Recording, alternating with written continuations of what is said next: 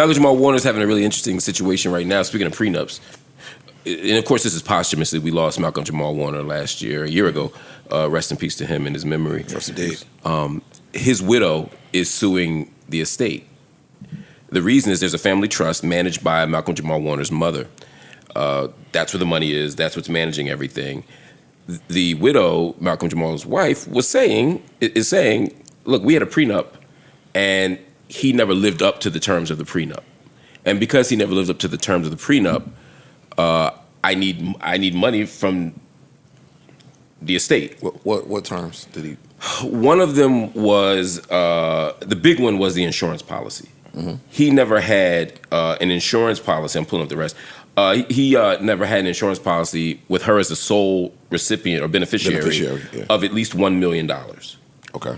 Which sort of makes sense. In the prenup that he was supposed to carry a life insurance policy, her as sole beneficiary, $1 million. Yep, a $1 million life insurance policy naming her as sole beneficiary and a reciprocal policy on her life. Got it. To pay her $5,000 a month as his chief of staff. Okay. And to give her $16,000 a year on their anniversary. Okay. And also to fund a tax-free retirement account for her and maintain college funds for their children. Okay. So those were the things he was obligated to do. Mm-hmm.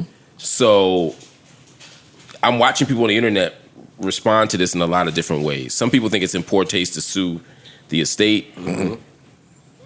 You know, they're making it seem like it's a money grab. I'm like, well, if they had these prenuptial conditions, it was for her financial security. And part of why we established prenups is for financial security. Yeah. You know, $5,000 a month, $16,000 a year on their anniversary. I didn't even know people did that in prenups. I'm not saying it's wrong, but $16,000 a year on their anniversaries, funding the retirement account for children, college funds, all that stuff makes sense to me. And the life insurance policy, I think, is just a responsible thing to do for anybody. Malcolm was making $680,000 a year, reportedly, at the time of his death. And so just to give you, I'm just adding that because that's been reported, but also I think that gives some context for what he may have been able to pay, and also what their lifestyle was. So I think that's just let me ask a question. All right, I agree to these things. Prenup, we get married, times change. You know what I mean? I'm not married. I don't know. Can you amend any of this? Can y'all go back and all right? Look, we need to change some of this because now I can't do 16,000 on it. Whatever the case may be. Right. Can y'all go and fix any of that up? You can if both people agree to it. Okay, you can. Here's where it gets tricky, and this is no one expects to die. Of course, exactly it. Of course. So I might have agreed to maintaining a $1 million life insurance policy when we signed this. Right. You hit rocky roads. You gonna bounce back because you are who you are. And I'm riding. You might have borrowed the money from your insurance policy. You might have canceled it. You might have did a bunch of shit, thinking that I got time to go back and replenish this. Right. And he died again in a freak swimming accident. Right. He wasn't sick or anything of the sort. It just haphazardly happened. So to my point before, he could have, when I was telling Joe, he could have put $1 million in an account. Right? An interest-bearing account that he can't touch. Right. You can legally do that. He could have put some shit away or whatever the case may be away in the if unforeseen shit would happen, she's taken care of. They have an 8-year-old. Right. So I'm not mad at her. They have an 8-year-old, and my 8-year-old is accustomed to this standard of living. So if these things you promise me and we have documented on paper are what I should get in the event of your demise, I don't think it's wrong. And you said it was reciprocal. So in the event of her demise, he would have gotten $1 million to take care of their child, et cetera, et cetera, et cetera. It's an 8-year-old involved here. It's not like their kids are 25, 26, 27 years old. Right. I don't know what the young lady did for a living, but I don't look at that like she's in the dead wrong, especially if the estate and the trust has enough money to give her this $1 million. That was my question. I'm about to say, well, if he was making this amount, what's left? Like, how much is there? He probably gets his royalties and all of that shit. Exactly. You know what I'm saying? Okay. From the and here's the thing. He may have had other insurance policies. Yes, it could have. Right. You know, his mom might have this one set up that way. Yeah, I'm not mad at her because he has a net worth of $3.4 million. And when these trusts get set up, a lot of times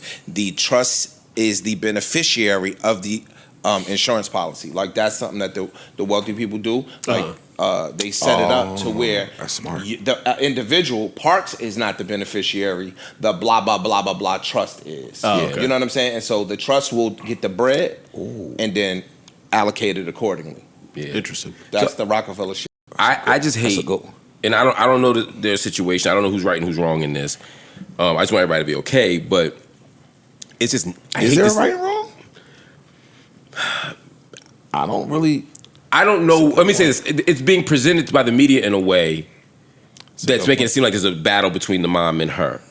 And I don't know what the other side of that argument is. I don't know what's true. I don't know what's in the prenup. I didn't see. You know what I'm saying? There's a lot of things that we have to just trust taking it people on face value. Off what But we if heard. everything on face value, I'm not mad. If I ain't everything mad at all. Yeah, if everything that you At said all. is true, that's the only avenue I got. Exactly. I got to do this. Exactly. And I'm sure her first move wasn't to Of course. contact the lawyer. You probably talked to the family and they, yo, we ain't got this. Or it could have just been a shock.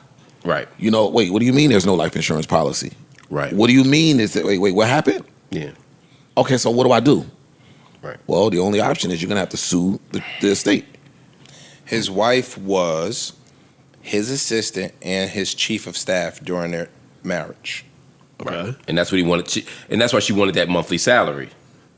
Okay. The $5,000 a month for monthly salary, et cetera, et cetera. So if she hasn't worked in some time, what am I What supposed can to I do? with my Well, she's a 8-year-old doctor of daughter? psychology and fairness. Additionally, she's an unemployed graduate student pursuing a doctorate in clinical psychology. She got it. And the co-founder of the Warner Family Trust and River and Ember. Yeah. So again, I don't okay. know based on her doctorate what money she has coming in. Right. But if she's been working for him for some period of time, she may or may not have just this nest egg of money sitting around. I just don't get the other side of it. Like what do people say she's supposed to do? Just, I think the other side might be yo, just take the L. You good? not take the L, but again, the only thing I could imagine the mom saying is, "We don't have that much money here. If I give you all of this, there's nothing left, and there might be some other thing he Well, I also might have to wanted." sue y'all to see that. And that might be true. That's what I'm saying. I'm not taking the other side. I'm saying I can only imagine the other side is we have limited funds. And that's the funny part. To Joe's point, if you're not married, which they were, but when you're not married, sometimes an issue gets presented. When you just a long-term girlfriend, Yeah. Yep. you don't got no rights here, bitch. What they put down Or in you the the long-term boyfriend? what they put in the obituary? Special friend. Special friend. Yo, Special if you friend get to fuck that out. you love, Yeah, that's a long-term nice family companion. that gives you that. Yeah. Some families won't give you that, and They so won't get that. I see. You know what I'm saying? The benefits, and that's why I said like that paperwork should be ironclad. In the event you are not married, that paperwork should dictate how you want all of your shit to go, and especially your assets and protections. New Joe Budden.